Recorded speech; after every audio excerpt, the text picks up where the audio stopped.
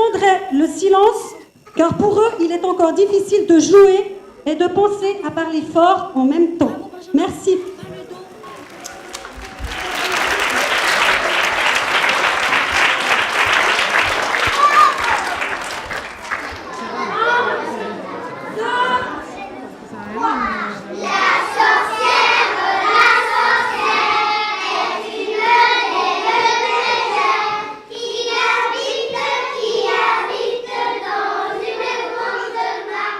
Il était une fois la Gessole, Chavannes-Pré-Ronan, Écublanc et Saint-Sulpice. 3 communes unies en réseau pour les enfants. La Gessole accueille les enfants domiciliés sur une des 3 communes dès leur naissance et jusqu'à l'âge de 12 ans. Il propose 5 structures d'accueil préscolaire, 6 d'accueil parascolaire et en moyenne 45 accueillantes en milieu familial.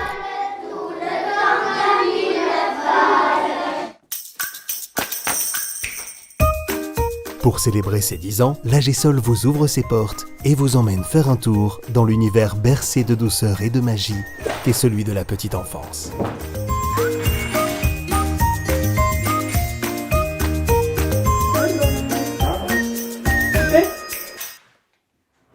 Moi j'ai toujours voulu faire ça en fait. J'ai fait l'apprentissage d'ASE. Et puis ça fait plus de 10 ans que je fais ça maintenant. Ils nous apportent plein de choses en fait, les enfants. C'est vrai qu'il y en a qui voient qu'on joue avec, puis c'est tout, mais en fait il y a tellement de partage qu'on fait avec eux, puis auxquels on leur apprend des choses, on les voit évoluer. C'est les moments chouettes, je trouve. Je montre mes yeux, je mets les mains en l'air, je cache mes yeux, je montre mes yeux. Je mets les mains derrière le dos. La loi stipule qu'il faut se réunir en réseau pour pouvoir obtenir le financement en fait, de la Fondation d'accueil de jour qui est largement financée par les communes, le canton et aussi la loterie romande. Et puis l'objectif de la loi, c'est de développer le nombre de places d'accueil de jour, mais des places qui sont dites et qui doivent être qualitatives et abordables aussi pour les parents.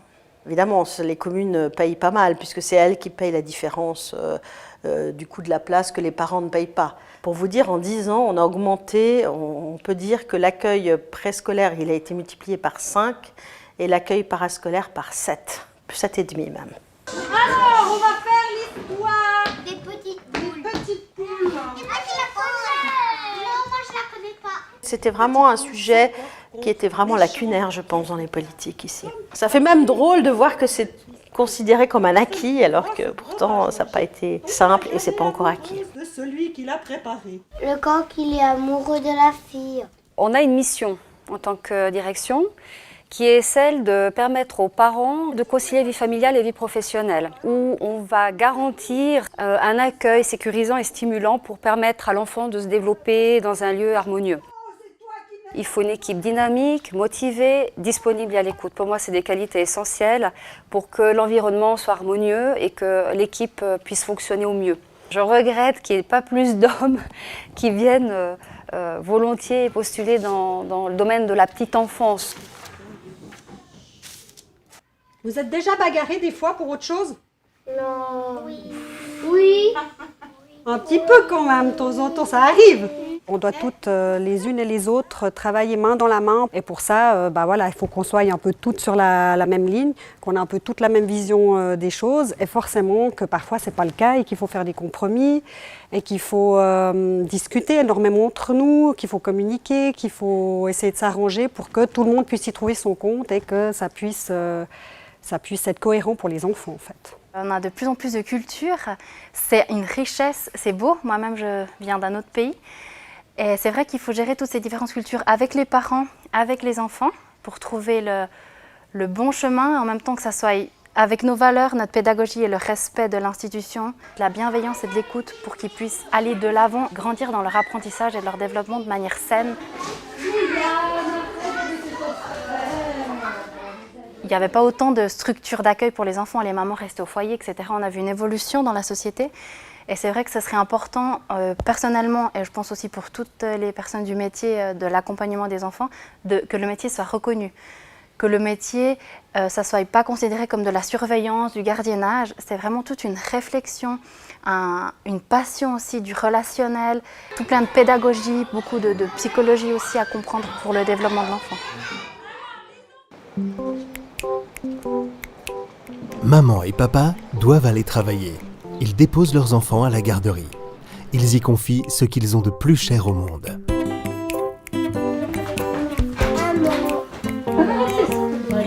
C'est des professionnels, oui, donc on fait confiance. Tout le monde est gentil, c'est les mêmes personnes depuis des années, donc voilà, on est contents. Pour nous, ce qui était important, c'est que ma femme garde un emploi. On peut laisser notre enfant à 80%. Et comme ça, on peut travailler tous les deux. C'est vrai qu'on a de la famille qui est là aussi, mais la garderie, c'est quand même hyper pratique. Donc sans ça, ça serait compliqué de travailler. Et puis même pour leur développement, c'est bien parce qu'elles s'y plaisent beaucoup. Et puis c'est vrai qu'ils ont du plaisir à venir, donc c'est agréable ça aussi. Prenons-nous dans les bras pour que le loup n'ait pas. Si Loulou. C'est tout aussi important, je pense, que l'éducatrice, que le parent et tout ça, c'est aussi les copains qu'ils ont autour. Nous, on voit beaucoup les imitations. Alors tout d'un coup, on voit passer un enfant, puis on se dit, mais il est en train de faire exactement la même chose que l'autre enfant, mais je pense qu'ils apprennent aussi énormément entre eux, en fait. Le domaine de la petite enfance ouvre ses portes à celles et ceux qui souhaitent faire une reconversion professionnelle, découvrir le métier et leurs patients. Claudia, auxiliaire éducative, en témoigne. On m'a bien coachée, bien formée, super bien accueillie, on m'a toujours aidée, on m'a toujours expliqué. J'ai un groupe qui est vraiment sympa. C'est ce que je voulais faire, donc je pense que maintenant j'ai la maturité pour faire ce métier et pour l'apprécier à sa juste valeur.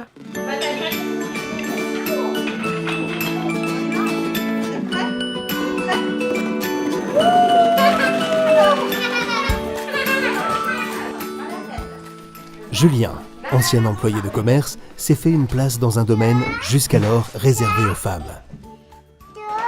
Le matin, quand je me réveillais pour aller travailler donc au bureau, quand j'étais employé de commerce, j'étais là, allez, encore une journée de plus, je regardais le temps défiler, tandis que là j'arrive, ça me fait plaisir de venir retrouver les enfants, de pouvoir les accompagner dans leur développement, et je vois pas le temps passer en fait, toutes des choses qui me font prendre du plaisir à être là. Ce qui est bien, c'est que dans ce métier, ils veulent de plus en plus d'hommes, ça en fait. Là, c'est vraiment un métier où il y a plus de femmes encore, ce qui a tendance à évoluer. Et ensuite, en prenant de l'âge, en voyant le travail que je faisais, puis en me posant les vraies questions, je me suis dit, mais les hommes peuvent très bien le faire idéalement. Petit ventre, réjouis-toi, tout ce que je mange, c'est pour toi. Je suis l'intendante. Je m'occupe de faire les chariots de déjeuner, les salles de sieste, la mise en place des tables, les repas, la vaisselle, les petites mains qui sont derrière. C'est fatigant quand même. Je me lève tôt et il y a beaucoup de travail. Puis le matin, ça arrive que je vais papoter un petit peu. Je parle avec tout le monde, oui. Il y a une bonne ambiance.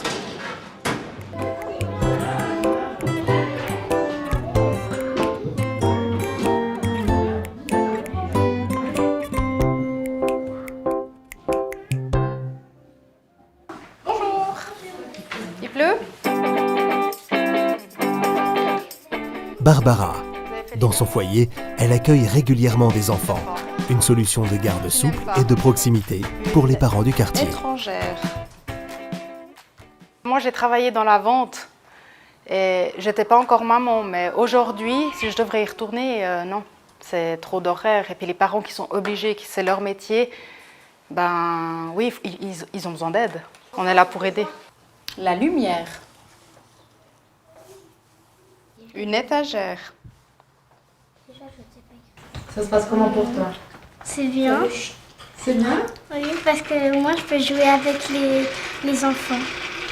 Et je suis pas toute seule. On peut jouer et on peut faire des activités avec elle. Ça amuse bien et elle fait bien manger. Et elle est gentille. C'est important que l'enfant se sente bien. C'est beau de voir ça. De se dire, voilà, je sens qu'ils se sentent bien chez moi. J'ai un lien avec eux qui est... c'est énorme, c'est vraiment fort. Le plus dur, c'est peut-être quand justement ils sont malades et puis que les parents ne peuvent pas trop s'en occuper. Les enfants veulent être avec les parents et d'essayer de les réconforter au maximum. Là, c'est peut-être un peu... c'est ce qui me fait le plus, ce qui me touche le plus. C'est que je trouve triste. Et voilà, je fais de mon mieux. Ah, pour nous, c'est facile. Et puis pour ma fille, elle est contente de venir avec maman jour aussi. Comment est-ce qu'on dit « je t'aime ma fille » en chinois? Je t'aime ma fille. Của anh. J'ai juste demandé si vous avez un peu répété à l'école.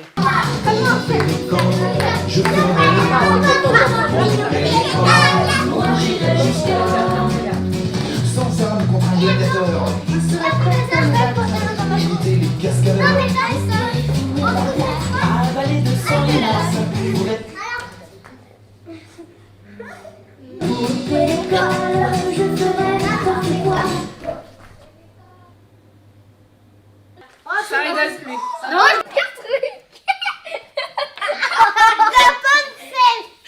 mais ça, t'as pas pris ma cuillère. Faut que tu... Parce que comment tu fais pour le... Mets moins de peinture, beaucoup moins. D'accord. C'est trop salé. C'est du sel. C'est trop salé, c'est comme la soupe à midi. Ah oui, la soupe à midi qui était trop salée. Bonjour. Bonjour.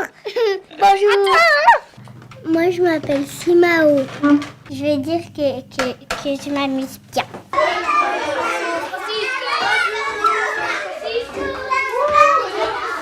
Bon, des fois, il y a mes parents qui travaillent, alors bon, je suis obligée de venir au parascolaire. Ça me plaît beaucoup. J'ai toutes mes copines. Tella, Chocotella, Adidas. Le N, c'est vraiment séparé du... J'ai l'impression que c'est un peu une génération de ces temps-ci qui est un peu trop dans le superficiel, trop dans le vite fait. Peut-être leur apprendre le temps de faire les choses et de réfléchir à ce qu'ils veulent faire. C'est pas comme à l'école où on leur apprend des choses en fait, où on leur apprend à compter ou à lire, enfin, on leur apprend des petites choses de la vie. Parce que dans chaque chose qu'on fait, c'est quand même réfléchi. On fait une activité parce qu'il y a quelque chose derrière, il y a un but précis où on aimerait emmener l'enfant. Écris-moi le verbe être à l'imparfait. Être à l'imparfait. Il faut nous dire comme ça on regarde. Je suis sûre que vous dessinez mieux que nous. Je pense qu'on ne se rend pas toujours compte d'avoir une cinquantaine d'enfants, le poids que ça peut être, la responsabilité qu'on a aussi. C'est vrai que les enfants, avant de venir au parascolaire, ils avaient un cadre familial, ils ont une famille, ils ont des amis. Et c'est vrai que c'est important de savoir dans quel environnement ils se sont développés. Je pense que c'est important que les parents ils sachent aussi dans quel environnement ils se développent aussi ici. Et je pense que c'est toutes ces communications autour de leur enfant qui est très importante. Les choses qui ont été mises en place favorisent le fait qu'il y a moins de conflits, que ça désamorce en tout cas une bonne partie des conflits. Chacun des deux enfants concernés a sa personnalité. On n'accueille pas des enfants qui ne sont pas les nôtres dans un collectif comme on accompagnerait des enfants au sein de notre famille. Il y a d'autres enjeux en fait. Et puis un des enjeux principaux, c'est l'individualité de chaque enfant inscrite dans le collectif. Jusqu'où on peut répondre à l'individualité de l'enfant dans la collectivité, jusqu'où la collectivité peut s'adapter à l'individualité de l'enfant. Ce que je trouve très très intéressant dans ce travail, c'est d'avoir une vue d'ensemble, avec tout ce que ça implique au niveau de la gestion du groupe d'enfants, de la gestion de l'équipe, du partenariat avec les parents et comment les choses interagissent entre elles, comment ces trois domaines interagissent entre eux, en sorte que les choses s'imbriquent les unes dans les autres pour que le mur tienne quelque part.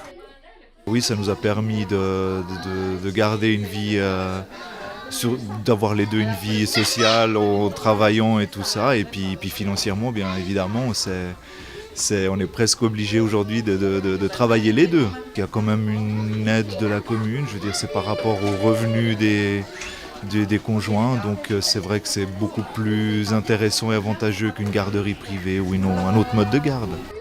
plus le parent va nous témoigner de la confiance, plus il va se sentir libre de nous laisser son enfant, et mieux l'enfant va se sentir ici à l'accueil.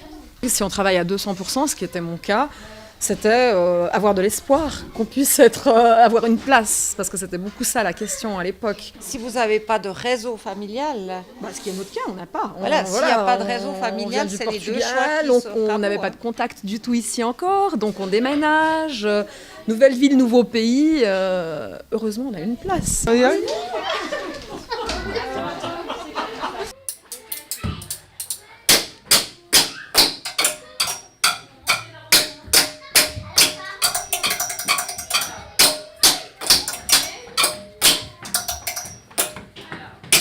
Le défi à relever, moi je pense que maintenant, c'est de augmenter le nombre de places. Ça fait partie des projets qui sont obligatoires pour la reconnaissance des réseaux. Et dedans, on doit mettre un plan de développement. On a quand même un outil en main pour savoir où est la pression et qu'est-ce qui est demandé.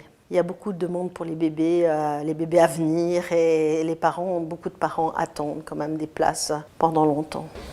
Fais-toi tout petit, passe par ma gorge, glisse dans mon gésier.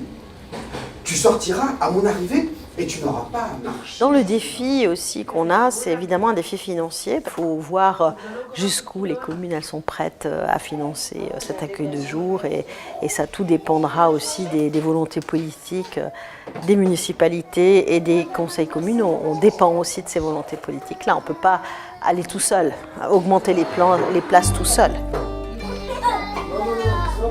Je l'ai vu vers les Legos. On va voir vers les Legos.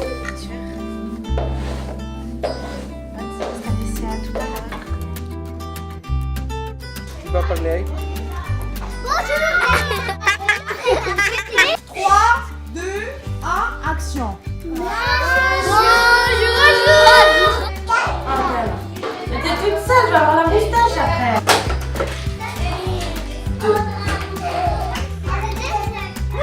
Pas mal du tout. Merci.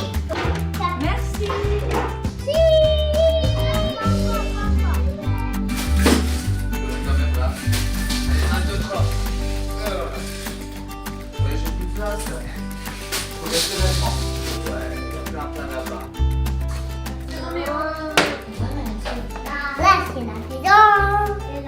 Et là, c'est l'attrapeur. Papa, il en fait beaucoup de travail et maintenant, il a des bobos, je crois.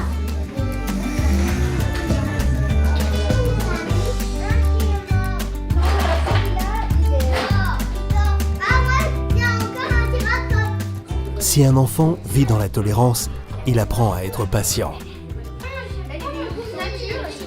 Si un enfant vit dans l'encouragement, il apprend à être confiant.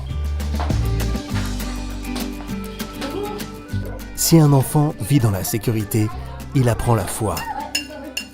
Si un enfant vit dans l'acceptation et l'amitié, il apprend à trouver l'amour dans le monde.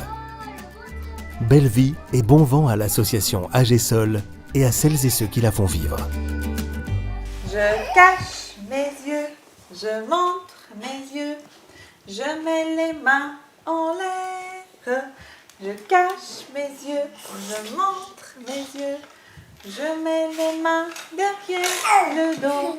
Je cache mes yeux, je montre mes yeux, je mets les mains en l'air.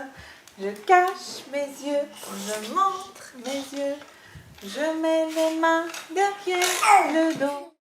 Sans les rameaux. Ah, je sais qu'on va la faire. Encore? Dans sa maison, un grand cerf regardait par la fenêtre un lapin venir à lui et criait ainsi: Cerf, cerf, ouvre-moi, ou le chasseur m'attrapera. Lapin, lapin, rentrez bien, me serrer la main.